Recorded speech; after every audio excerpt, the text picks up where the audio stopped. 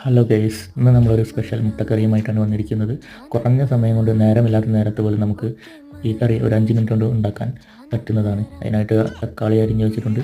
പിന്നെ കുറച്ച് വെളിച്ചെണ്ണ ചീഞ്ചട്ടി ചൂടായതിനു ശേഷം കടുകിട്ട് പൊട്ടിച്ചിട്ടുണ്ട്.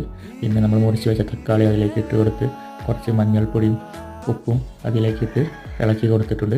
മുളക് പൊടിയും ഇട്ട് കൊടുക്കണം കേട്ടോ. ആവശ്യത്തിന് കുറച്ച് വെള്ളം ഒഴിച്ച് കൊടുക്കാം.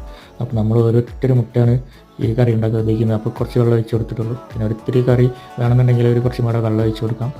പക്ഷേ വെള്ളം അധികം ഒഴിച്ചാൽ ലൂസായി കഴിഞ്ഞാൽ ഒരു ഇതുണ്ടാവില്ല. അപ്പോൾ കുറച്ച് വെള്ളം ഒഴിച്ച് കൊടുക്കാം.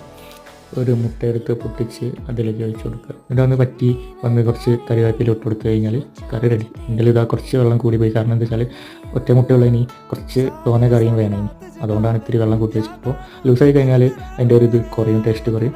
അപ്പോൾ കുറച്ച് വെള്ളം ഒഴിച്ചിട്ട് വറ്റിച്ച് വെച്ചാൽ മതി. അപ്പോൾ ഇത്രയേ ഉള്ളൂ, സിമ്പിൾ മുട്ടക്കറി റെഡി ആയിട്ടുണ്ട്. വീഡിയോ ഇഷ്ടപ്പെട്ടാൽ സബ്സ്ക്രൈബ് ചെയ്യാൻ മറക്കല്ലേ.